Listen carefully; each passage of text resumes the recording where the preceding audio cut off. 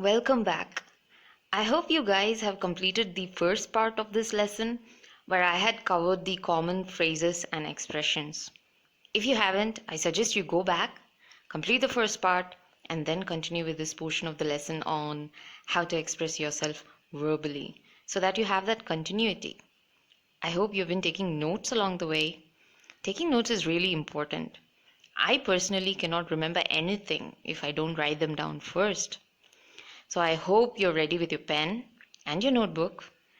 Let's get into the lesson and learn about expressing your different emotions. Building your emotional vocabulary is super important. Why? Because it can help you express whatever you're feeling on the inside using the right words. Don't we all wish that? I have been in situations where the right word is on the tip of my tongue, but I just cannot get my brain to spit it out for me at that moment. Isn't that frustrating? I'm like this. How many of you have experienced this? You know what you're feeling on the inside, but you just can't express it in the right words. And that can be really frustrating. Just nod your head with a yes, wherever you are, if you agree with me, or a no if you don't. I'm hoping that it's a yes for most of you. It's a yes for me. I stumbled upon an article on Wheel of Emotions by the psychologist Robert Plutchik. According to him, your emotions can be categorized primarily into 8 different types: fear, anger, sadness, joy, disgust, surprise, trust, and anticipation. If you want to know more about Robert Plutchik's Wheel of Emotions, I suggest you Google it. But just so you know, Plutchik created this Wheel of Emotions that illustrates our various emotions as well as the relationship between those emotions. It's a very interesting topic to discuss. Maybe I'll make another video just so that I can explain the Wheel of Emotions to you. We'll think about it. For now, let's look at some words that we can use to express these 8 primary emotions. Okay, these are the ways to express fear. The most common way to say that you fear something is to say that you're afraid of that thing. Afraid is the most common word that I see people using around me to express fear. If I fear cockroaches, I would say I'm afraid of cockroaches. Then you have the word anxious, which is mostly used when you're really nervous or not sure what is going to happen. For example, she's anxious for him because he's sick. I feel anxious about my stage performance tomorrow. It can also be used as a positive word to express eagerness, such as I'm anxious to complete my assignment so that I can submit it tomorrow. So this person is eager to complete the assignment on time. Then you have the word apprehensive, which is used when you feel that something bad will happen if you do something. For example, you could be apprehensive about meeting someone because you think something bad will happen to you if you do so. Or you feel apprehensive about going into a particular building because you think it'll crumble. Or could be that it is haunted with ghosts roaming all over the place. Another example would be I'm a bit apprehensive about meeting him directly because I feel he might get angry looking at my face. It's mostly used with the preposition about. You are apprehensive about something. Then we have the word dread. It is used when you fear something and just the mere thought of it makes you feel uneasy and it frightens you. For example, writing exams is dreadful. It is also used when you deeply dislike something or are unhappy about something. For example, I dread going to school, or I dread going to work every day. Another example would be, I'm dreading the day when the results will be published. She looked dreadful when I visited her. Then we have the word goosebumps. This word reminds me a lot of the author R.L. Stein's uh, Goosebumps novels. But that is not what it means here. You must have experienced small raised bumps all over your skin, especially during winter or after a cold bath. These are called goosebumps, and they happen even when you experience fear or excitement. So, in a sentence, you would say, I get goosebumps when I think about spiders crawling under my bed. Fear can also be expressed by using idioms. Idioms are a great way to add some color to your language and make you sound more interesting. Idioms are a group of words whose meaning should not be taken literally. It's like a symbolic representation of the actual emotion. We'll be looking at more idioms in the future, but for now, just know that having butterflies in your stomach, heebie jeebies, getting cold feet, breaking out in a cold sweat, and being a chicken all mean being afraid or refer to being fearful of something. Here are some ways how you can express anger. The most common way to express anger is just to say, I'm angry with you. Or some people even say, I hate you. Or I'm furious with her. Or I'm mad at you for coming late. One word that I usually hear people say when they are angry is the word pissed. Like, for example, I'm so pissed at you for not answering my call. Pissed sounds vulgarish to me, but you'll see that it's used a lot in American TV shows and movies.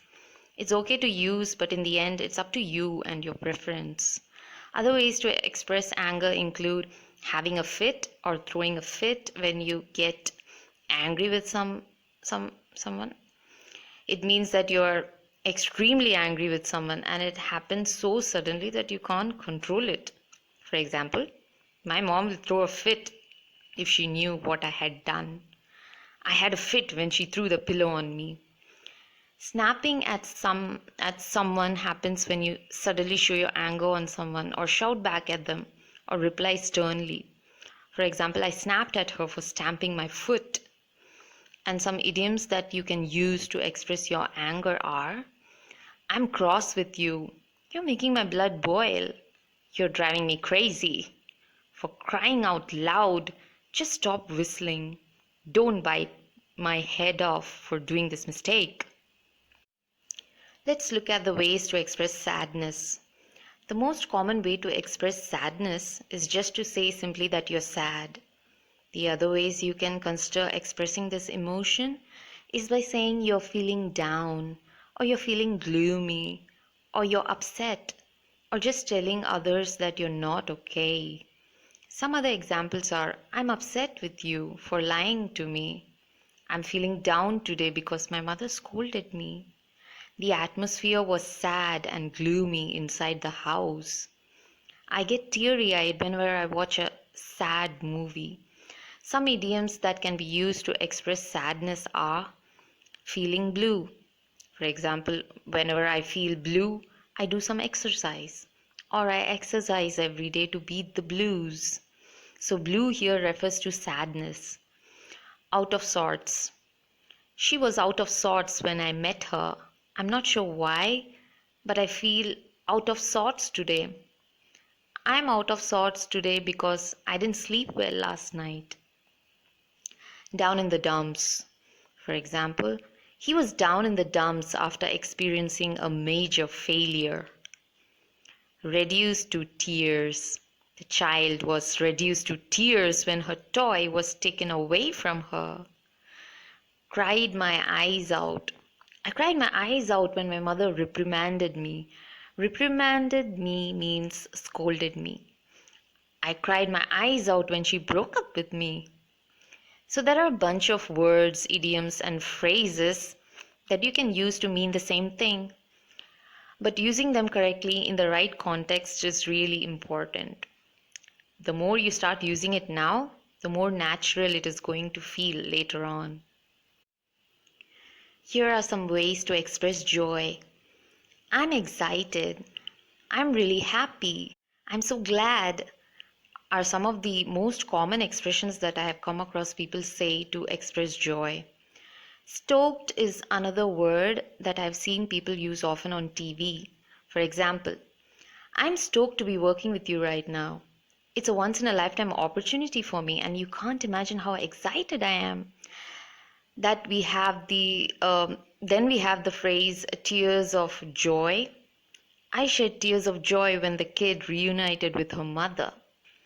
I'm shedding tears of joy right now because I passed the exam. Elated can be used in the same way as excited or happy. I'm elated because I finally landed my dream job. I'm jumping for joy because I won the competition. And then we have the word ecstatic. You can't imagine how ecstatic I am. This is a dream come true for me. Some idioms that express joy are on cloud nine, over the moon. Over the moon is my personal favorite to use because it reminds me a lot of this song called Fly Me to the Moon by Julie London. I'm not sure if you guys know her, but it's a great song. You should check it out if you like. It's a 50s classic. It's not related in any way to the idiom over the moon in any way though, so pardon me. Then we have seventh heaven, happy as a clam, in high spirits, and on top of the world. Again, pause the video if you like and read the sentences to understand them better. There is a website called phrases.org.uk, and I suggest you all to check it out because you can find the origin story of many of the English phrases, idioms, and proverbs. It's just a great place to read how these interesting words that we use today came to exist. The more you explore, the more knowledge you're going to acquire. English.stackexchange.com is a great place where people from around the world contribute great stuff related to English. Do check out this website. It's a great place to clear your doubts on how to express something most of the time.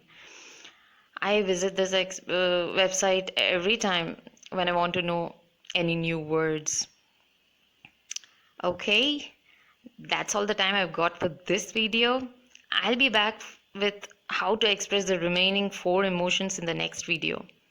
Until then, keep learning.